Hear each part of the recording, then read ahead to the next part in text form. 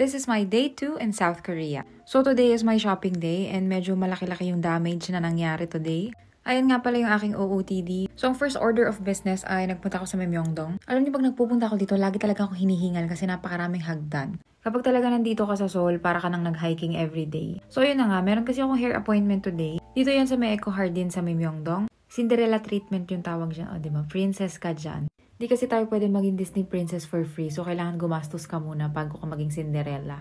So, as usual, ayan, kapag nakakakita ko ng salamin, syempre, mag-video at mag-picture ako. So, ito na nga. Nagpunta naman ako ng Calvin Klein kasi meron akong kailangan bilhin here. So, kasi syempre, nandyan si Mingyu. So, of course, mabubudol tayo. Pati itong new jeans, grabe, ang gaganda nila. Ito na naman yung isa pang budol, pero hindi na ako nakapag-video na hindi ko alam bakit. O, diba? Pati tindahan ng Manju, may pambudol si Idol. So, nagmamadali na ako nito kasi kailangan ko i-meet yung friend ko sa DTP. Tapos dito, meron parang exhibition something na mga beauty products. And pwede ka dyang mag-self-analysis ng color analysis. As you can see sa aking itsura, hindi ko alam kung paano yung ginagawa ko. Parang di naman siya nag-work. So like, need talaga na magpa-color analysis ka in person, ganon. Nanggaling na rin ako nung nakaraang Korea ko dito, pero hindi ko napansin kung meron din bang color analysis something din nung nakaraan or if bago ba yun. And then ito yung naging aking lunch. Meron ako ditong tuna na kimbap, tapos I also have tteokbokki. So at this time, hindi pa kami nagmamadali kasi akala namin may time pa kami. Kasi pupunta kami doon sa may pop-up ng Spotify at saka 17, yung Karat Station. Kasi nga gabi pa naman ito magko-close. But apparently, super aga pala nilang nag-e-end ng reservations. Kasi parang aga nilang nare-reach yung parang limit. Eh, hindi namin alam. So, nung dumating kami here, hindi na kami nakapasok sa loob.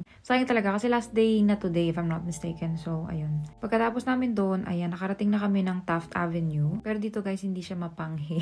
Tapos nakarating naman din ulit ako ng Pasay. Tapos dito, sa area na to, walang MMDA. Pero traffic din, ganon.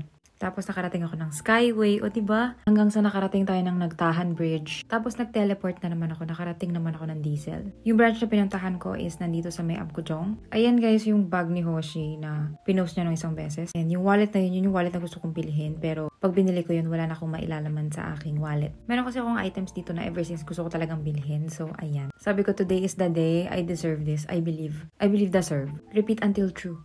Tapos nung dumaan kami sa Nike, buti na lang hindi ako nabudol here. So, safe tayo dyan. And actually, hindi ko alam pero hindi ako nakapag-video ng mga iba kong mga nakain na food. Pero kasi mga snacks lang yung mga nakakain ko dahil, ewan ko, nalilimot kong kumain kapag marami akong ginagawa. At saka wala na rin akong pambili. Charot. Naubos na lahat dun sa mga pinagpupuntahan kong stores. Nag-cafe nga rin pala kami here. Ang kinuha ko is of course yung favorite ko, Jamong Aid, na merong weird na baso. Nag-work lang din kami saglit doon sa may cafe and then dumiretso na rin kami sa bus para umuwi. And ayun lang naman yung mga nangyari today. Thanks for watching and see you tomorrow. Bye!